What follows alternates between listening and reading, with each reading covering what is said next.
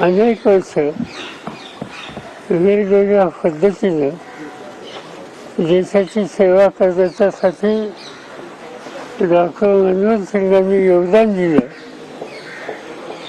आज ते आपल्यामध्ये नाही आहे आणि त्यावेळी हे अस्वस्थता आहे. मनमोहन सिंग खरं म्हणजे तर त्यांचा पिंड हा राजकारणी नव्हता.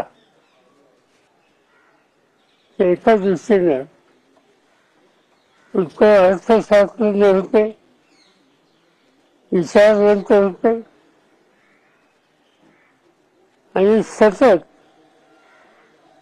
उद्याचं देशाचं भवितव्य हे घडवण्यासाठी काय करण्याची आवश्यकता आहे याचा विचार करण्याची भूमिका घेत होते.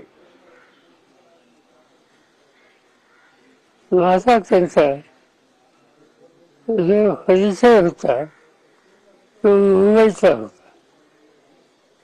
मी महाराष्ट्राचा मुख्यमंत्री होतो आणि त्या काळामध्ये रिझर्व्ह बँकेचे ते गव्हर्नर म्हणून मुंबईमध्ये काम करत होते आणि त्यामुळे साहजिकच कधी ना कधी येण्याच्या निमित्तानं सुसंवाद व्हायचा आणि एक प्रकारचं त्यांच्याबद्दलचं आकर्षण माझ्या मनामध्ये निर्माण झालं. नंतरच्या काळामध्ये चंद्रशेखर देशाचे प्रधानमंत्री झाले आणि चंद्रशेखरनं आर्थिक सल्लागार म्हणून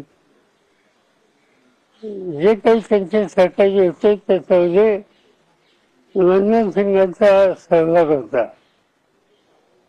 आणि त्यानंतरच्या काळामध्ये नरसिंहांचं मंत्रिमंडळ झालं. त्या मंत्रिमंडळामध्ये ते अर्थ खात्याचे मंत्री होते आणि माझ्याकडे संरक्षण खातं होते आणि विशेषतः प्राईम मिनिस्टरच्या अध्यक्षतेखाली मंत्रिमंडळाच्या एक दोन कमिट्या असायच्या. Committee for political affairs, committee for foreign affairs, याच्यामध्ये तेही होतं मी होतो आणि त्याच्यामध्ये या सगळ्या प्रश्नावर त्यांची स्वच्छ निर्भीड मतं ऐकायची संधी आम्हाला लोकांना मिळत असते. ते मित्रभाषणी होते पण आपल्या भूमिकेची अतिशय पक्की होती.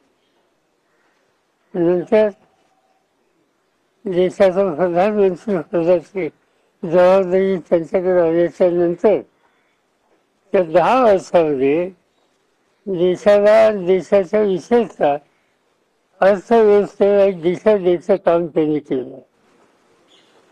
इतका संकटाचा तो काळ होता की देशाची आर्थिक अवस्था ही अतिशय अस्वस्थ होती. ती सावरायची ही प्रक्रिया नरसिंहांच्या काळामध्ये त्यांनी सुरू केली आणि स्वतः प्रधानमंत्री झाल्याच्या नंतर त्याला अधिक भरीव अशा प्रकारचे निर्णय घेऊन त्यांनी त्या संकटातून देशाला बाहेर काढलं.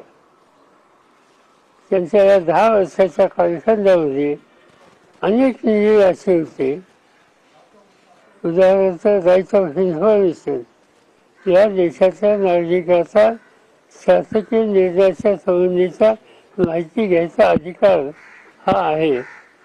किंवा रोजगार हमीसारखा निर्णय असेल, असे 9-10 महत्त्वाचे निर्णय त्यांच्या काळामध्ये त्यांनी घेतले आणि संपूर्ण देशाला एका वेगळ्या दिशेला न्यायचा प्रयत्न केला. आंतरराष्ट्रीय पातळीवर सुद्धा त्यांची प्रतिष्ठा मोठी होती आणि अशा एका कर्तृत्वान स्वच्छ चारित्र्य संपन्न भारत मातेच्या सुपुत्राला आज देश उठलेला आहे. मी माझ्या वतीनं त्यांचं जुनं सहकारी या नात्यानं माझ्या पक्षाच्या वतीनं त्यांच्या कुटुंबियांना हा दुःखाचा धक्का सहन करण्याची शक्ती परमेश्वर देव अशाच प्रकारची अपेक्षा करतो आणि श्रद्धांजली करतो.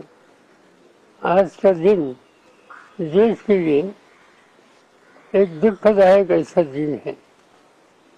कई साल देश की सेवा जिन्होंने सच्चाई से की, ऐसे भारत माता के एक सुपुत्र डॉक्टर मनमोहन सिंह आज हमें रहे नहीं. उनकी पूरी जिंदगी देशवासियों को एक अच्छी डायरेक्शन पर लेने के लिए उन्होंने बिताई. व्यक्तिगत मेरा उनका रिश्ता मुंबई से था और उसी समय महाराष्ट्र के मुख्यमंत्री की जिम्मेदारी जब मेरे पास थी तब रिजर्व बैंक के गवर्नर के नाते से मनमोहन सिंह यहाँ काम करते थे, तो कई बार मुलाकात भी होती थी. मगर नजदीक से हम लोगों के संबंध तैयार हुए कि जब भारत सरकार में काम करने का मौका उन्हें मिला, मुझे मिला. मुझे याद है कि नरसिंह की सरकार जब बनी तब फाइनेंस मिनिस्ट्री की जिम्मेदारी उनके कंधे पर थी और डिफेंस मिनिस्ट्री की जिम्मेदारी मेरे कंधे के ऊपर थी.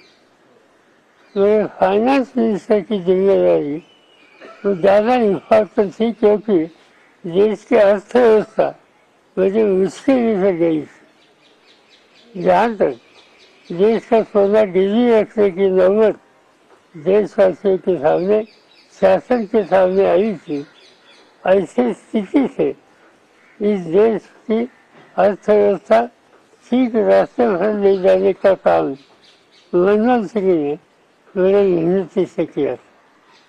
ये कभी हम भूल नहीं सकते. अब बाद में जब 10 साल देश के प्रधानमंत्री की जिम्मेदारी उनके कंधे पर आ गई तब हम लोगों ने मिलकर नजदीक से काम देश के लिए किया.